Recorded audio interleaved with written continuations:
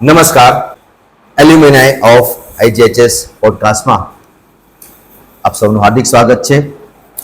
આપ જાણો છો એમ આ પોડકાસ્ટમાં આપણે શ્રી ઇન્દ્રાબાઈ ગર્લ્સ હાઈસ્કૂલ ભુજમાંથી અભ્યાસ કરી ચૂકેલી વિદ્યાર્થીનીઓને આપણે આમંત્રિત કરીએ છીએ.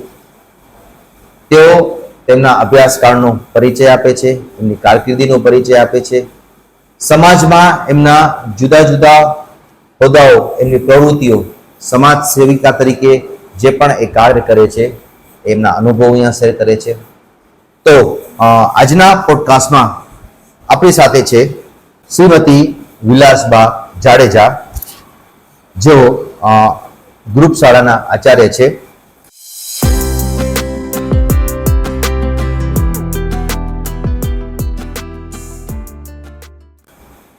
હું વિનંતી કરીશ વિલાસબાને કે એમનો પરિચય એ જાતે જ આપશે. વિલાસબા, આપનું આ પોડકાસ્ટમાં હાર્દિક સ્વાગત છે. ધન્યવાદ. જી, સૌપ્રથમ આપ આપનો પરિચય આપશો, ત્યારબાદ આપણે પોડકાસ્ટના પ્રશ્નોત્તરીની ચર્ચા કરશું. પ્લીઝ. જય માતાજી. ઇન્દ્રાબાઈ ગર્લ્સ હાઈસ્કૂલમાં અભ્યાસ કર્યો અને ત્યાંની શાળાની પ્રેરણાથી જ આજે આ જગ્યાએ છીએ. અત્યારે મિર્જાપર કુમાર ગ્રુપ શાળામાં આચાર્ય તરીકે મારી ફરજ નિભાવું છું. જી જી. અને એના સિવાય બીજી સામાજિક શૈક્ષણિક સંસ્થાઓ સાથે પણ જોડાયેલ છું. જી, ખૂબ સરસ. વિલાસબા, અમારા શાળા પરિવાર વતી ફરીથી આપનું હાર્દિક સ્વાગત કરું છું. ક્વેશ્ચનમાં આપણે ચર્ચા કરીએ સૌ પ્રથમ IGHS ની સ્થાપના અને ભૂતકાળ વિશે. તો આપ શું જાણો છો ઇન્દ્રાબાઈ ગર્લ્સ હાઈસ્કૂલના સ્થાપના વિશે? ઇન્દ્રાબાઈ ગર્લ્સ હાઈસ્કૂલની સ્થાપના 1949માં થયેલી છે અને મને ભણાવતા શિક્ષકો પણ ત્યાં જ ભણ્યા છે. જી, ચોક્કસ ચોક્કસ. એટલી જૂની શાળા જી છે અને સમાજને એમણે ઘણું બધું પ્રદાન કર્યું છે. ચોક્કસ.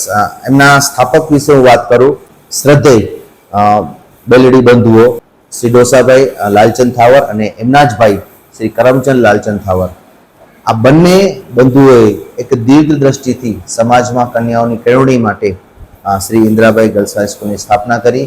અને એ સમયે તો ઈસવીસન 1949, આપણે જેમ વાત કરીએ આપણે આઝાદીના 2 વર્ષ બાદ જ આ શાળાની સ્થાપના થઈ અને આ શાળામાંથી આજ સુધી હજારો દીકરીઓએ અભ્યાસ પૂર્ણ કરી અને પોતાની કારકિર્દી નિભાવી છે. ખૂબ ખૂબ આભાર બેન. IGHSમાં ઇન્દ્રાબાઈ ગર્લ્સ હાઈસ્કૂલમાં આપના અભ્યાસકાળની વાત કરીએ તો ક્યારથી તમે અભ્યાસકાળની શરૂઆત કરી? 1 થી 7 ધોરણ સરકારી પ્રાથમિક શાળામાં અભ્યાસ કર્યો. 8મા ધોરણ 1997 થી ઇન્દ્રાબાઈ ગર્લ્સ હાઈસ્કૂલમાં પ્રવેશ મેળવ્યો છે અને 2001 સુધી ત્યાં ધોરણ 12 સુધી ત્યાં અભ્યાસ કરેલ છે. જી જી. એ સમયના આચાર્ય શ્રી કોણ હતા? એ સમયના આચાર્ય શ્રી તરીકે નર્મદાબેન ઠક્કર હતા. અને શાળા પરિવાર વિશે આપ કહેશો? શાળા પરિવારમાં તમામ શિક્ષકો છે, હજી પણ એમની સાથે મારા સંપર્ક છે અને એ દરેકનો હૃદયથી જ ખૂબ આભાર માનું છું કે એમણે દરેક વિદ્યાર્થીની માટે ખૂબ જ યોગદાન આપ્યું છે. બેલાબેન મહેતા, દિવ્યાબેન વૈદ્ય અમને સાંસ્કૃતિક પ્રવૃત્તિઓ માટે હંમેશા પ્રોત્સાહન આપતા હતા. દર્શનાબેન પંડ્યા, જેને મને પુસ્તકથી પ્રેમ કરતા શીખવાડ્યું છે. અજાણીબેન છે, જે મને શિસ્તમાં વિદ્યાર્થીને કેમ રાખવું ને એ મને એની પાસેથી શીખવા મળ્યું છે. પારુલબેન નો એકદમ સોફ્ટ નેચર અને સમજાવવાની જે પદ્ધતિ હતી એ હજી પણ મને યાદ છે. અરુણાબેન મહેતા, એને દરેક વિદ્યાર્થીને પોતાની દીકરી માની છે અને એનો અભ્યાસ પૂર્ણ થયા પછી પણ એના સાથે સંપર્કમાં એટલા જ રહ્યા છે. એના સિવાય મધુબેન પટેલ, અમારા પીટીના શિક્ષક હતા, એ અમને બધી દીકરીઓને કહેતા કે તમે મોટા થાવ, જીવનમાં ગમે એવી તકલીફ આવે ને તો આત્મહત્યા ન કરશો, એટલા હિંમત વાળા બનજો. એ વાક્ય હું હજી પણ મારા વિદ્યાર્થીનીઓને પણ કહું છું. કોકિલાબેન છે, માલતીબેન છે, હંસાબેન ઠક્કર, જે ખાસ કરીને સામાન્ય ઘરની દીકરીઓ હોય, નબળા ઘરની દીકરીઓ હોય, એને યુનિફોર્મ હોય, નોટબુક હોય કે પાઠ્યપુસ્તક હોય, એને આર્થિક જે પણ સહયોગની જરૂર હોય ને હંસાબેને હંમેશા કર્યા છે. હંમેશા મેં એમને બીજાને સહયોગ આપતા જ જોયા છે ત્યાં આગળ. મીનાબેન છે, પછી મુનશી સાહેબ છે, મુકેશ સાહેબ છે, તમામ શિક્ષકોનો અમારા જીવન ઉપર હમે હકારાત્મક પ્રભાવ રહ્યો છે. જી જી, ચોક્કસથી. ખૂબ ખૂબ આભાર બેન. આપે જે તમારા ગુરુજનોના નામ લીધા એમાંથી બેલાબેન મહેતા, પછી અજાણીબેન, અને હંસાબેન ઠક્કર, એ ત્રણનો પોડકાસ્ટ તો હું લઈ ચૂક્યો છું અને તમે એ પોડકાસ્ટમાં જોયું પણ હશે. જી મેમ, આપના અભ્યાસકાળ દરમિયાન આપની સાથે જ ભણી ચૂકેલ આપના સહપાઠી, તો એના વિશે આપ એમનું નામ લેશો તો ખરેખર એમને થશે કે ના, મારી ફ્રેન્ડ મને યાદ કરે છે અને એમને પણ ખૂબ મજા આવશે. પ્લીઝ. ચોક્કસ. ઇન્દ્રાબાઈ ગર્લ્સ હાઈસ્કૂલની મને મુખ્ય બે ભેટ મળી છે. એક તો મારું જીવન ઘડતર શાળાના કારણે થયું છે અને બીજું મારું સખી મંડળ, એ પણ મારી એ શાળાની જ ભેટ છે. અને મારી સખીઓની વાત કરું તો બધા જ અત્યારે જે સ્થાને છે બધા વ્યવસાય કરે છે, પોતાની રીતે પગભર છે અને જે જગ્યાએ વ્યવસાય કરે છે ત્યાં એમને નામના મેળવી છે. એટલું સારું કાર્ય પણ કરે છે. રજની ગોર, દીપાલી ગોર, બિનલ રાઠોડ, રિંકુ રાઠોડ, મલેક પરવીન, બંસરી, બધા ફ્રેન્ડ્સ નું નામ લઈશ તો તમારે આપણે ઓલી થાય, પણ છતાંય પણ આ બધા મારી સખીઓ છે એમનો મારા જીવનમાં હંમેશા એવું કહેવાય છે કે આપણે જેવા લોકોની સંગત રાખીએ ને એની અસર આપણા ઉપર થાય. એટલે દીકરીઓ અત્યારે જે ભણે છે એને કહેવા માંગુ છું કે સખી મંડળ હંમેશા એવું રાખવું જે કઈ લક્ષ્ય ને ધ્યાનમાં રાખીને આગળ વધે. આ જલ્પા છે, ઘણી બધી સખીઓ છે, બધાનો ખૂબ જ મારા જીવન ઉપર એમનું પોઝિટિવ અસર રહી છે. જી જી મેમ, થેન્ક યુ મેમ. આપના જે સખી હતા ખરેખર એ આપણા GHS ના ભૂતપૂર્વ વિદ્યાર્થીનીઓ જ છે. હાજી. તો હું વિનંતી કરીશ આપને કે આપ જો આપણી સાથે ગ્રુપમાં ન જોડાયેલા હોય તો આપણે એમને જોડજો, અને એ પણ આપણા ભૂતપૂર્વ વિદ્યાર્થીનીઓ છે તો આપણે પણ એમને આ પોડકાસ્ટ માટે જરૂરથી આમંત્રણ કરીશું.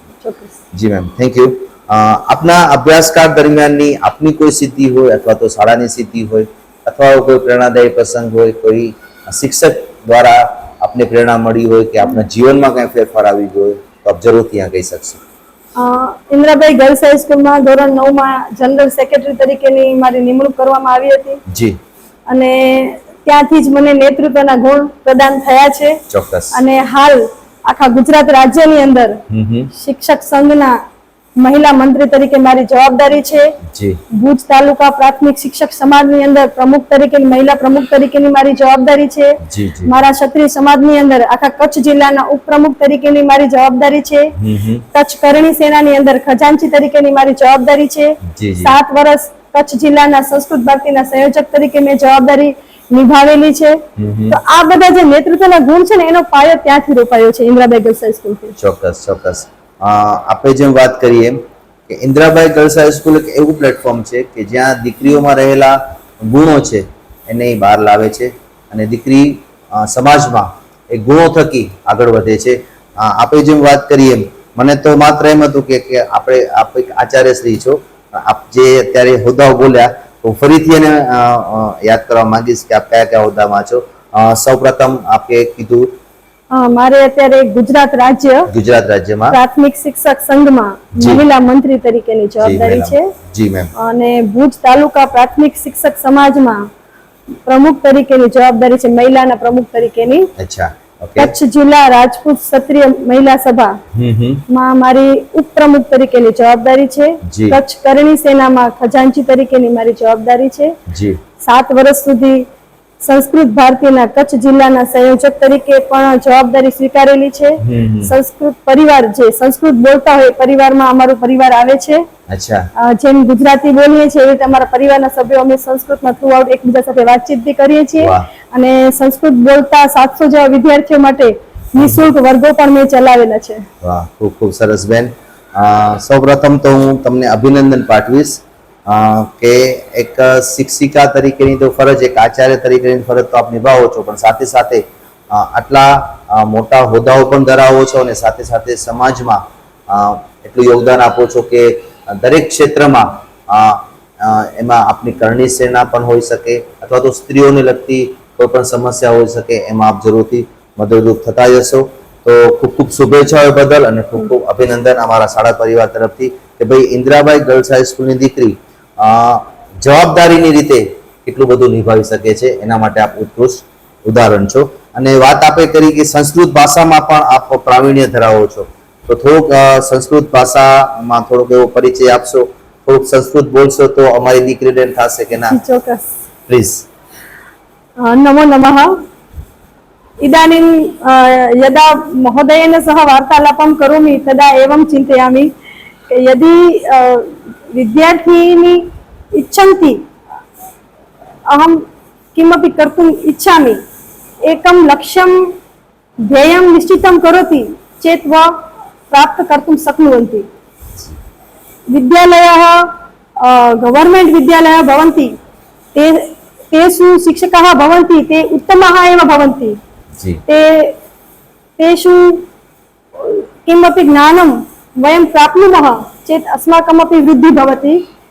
इदानीं समयकाले सर्वे एवं चिन्तयन्ति प्रैवेट् विद्यालये वयं पाठयामः चेत् अस्माकं बालकः उच्चः स्थानं प्राप्तं करोति, एतादृशं किमपि नास्ति। अहं प्राथमिकविद्यालयतः माध्यमिकविद्यालयपर्यन्तम् एवं अस्माकं कॉलेज् काल भवति। लालन कॉलेज् मध्ये मम अभ्यासः अस्ति। सर्वत्र अभ्यासः सर्वकारी गवर्नमेंट विभागे एव कृतम् अस्ति। मम विकासे किमपि अहं न एवं चिन्तयामि कि अहम् अभ्यासं प्रैवेट् मध्ये न कृतवती चेत् मम जीवन मध्ये किमपि अहं पृष्ठे अस्मि।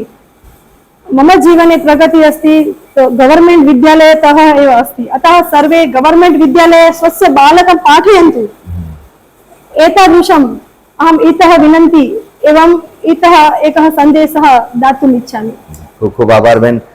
ખરેખર સંસ્કૃત એક પ્રાચીન ભાષા છે અને આપણા વેદ પુરાણ કહી શકાય અથવા તો રામાયણ મહાભારત કહી શકાય એ સંસ્કૃતમાં પણ છે.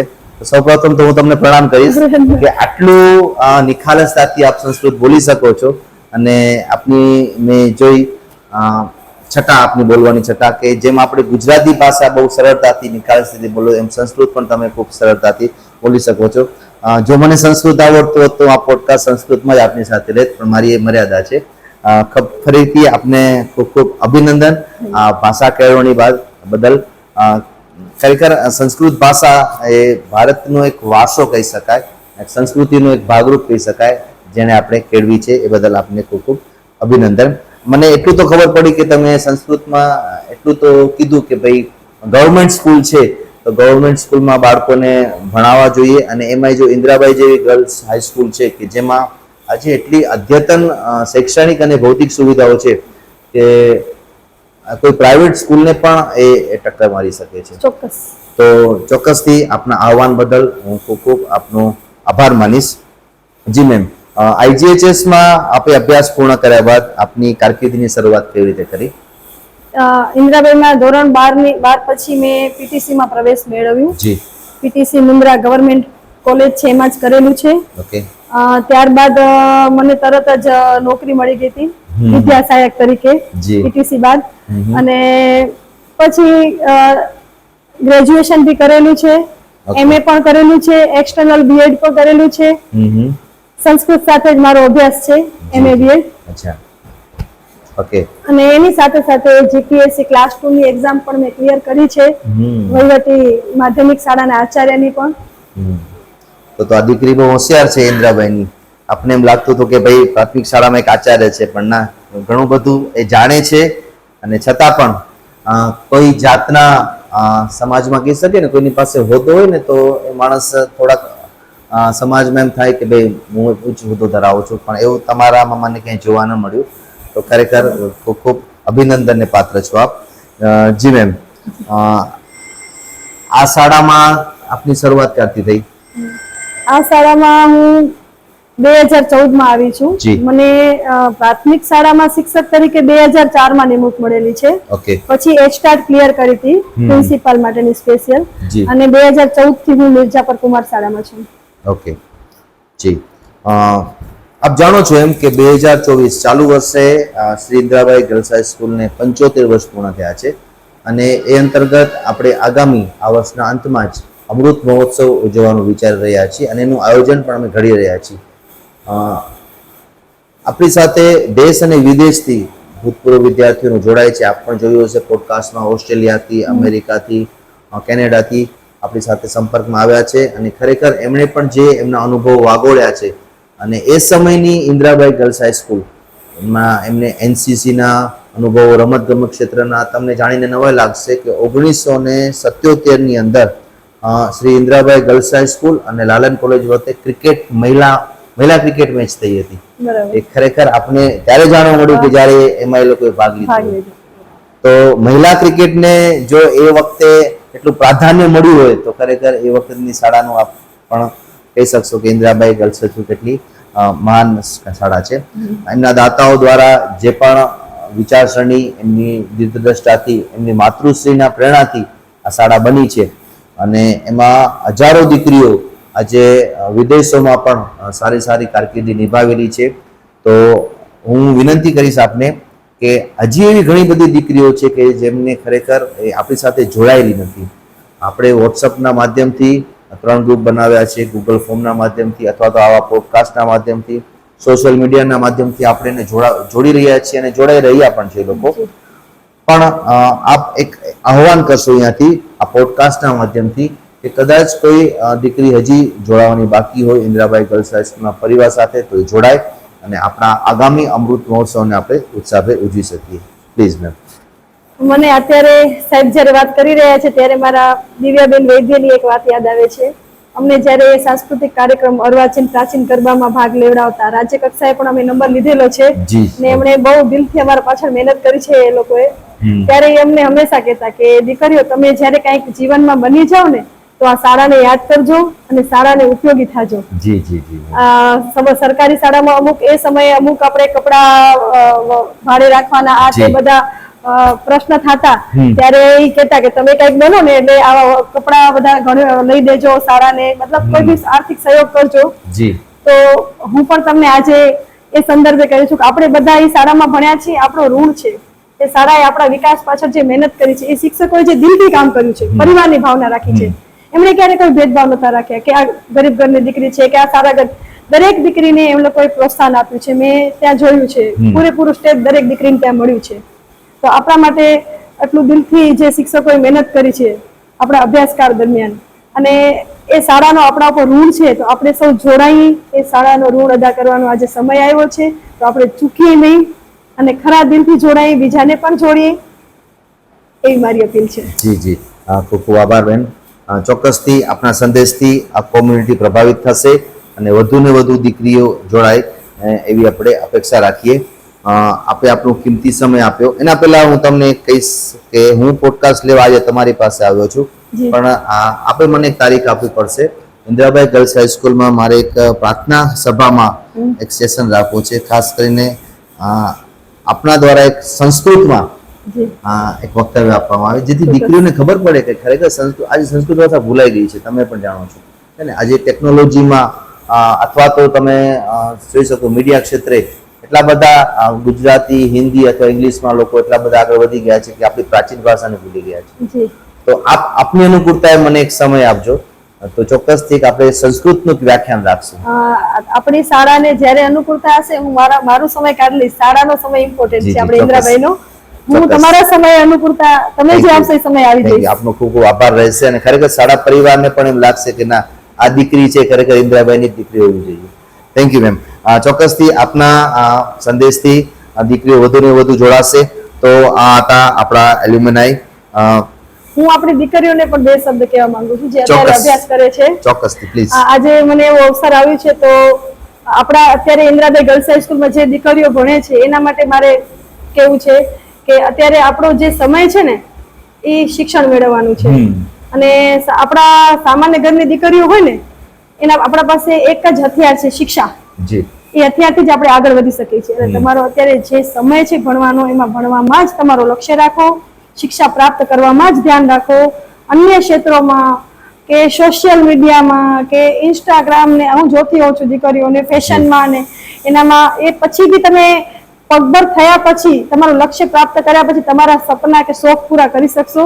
અત્યારે તમારું લક્ષ્ય માત્ર એક બાજુ કેન્દ્રિત રાખજો શિક્ષા માટે તો આખું જીવન સુખી છે અને અત્યારે શિક્ષાને કેન્દ્રમાં નહીં રાખો તો પાછળનું જીવન દુઃખી છે. ચોક્કસ ખૂબ જ સરસ વાત કરી. એમાં થોડોક હું ઉમેરો કરીશ.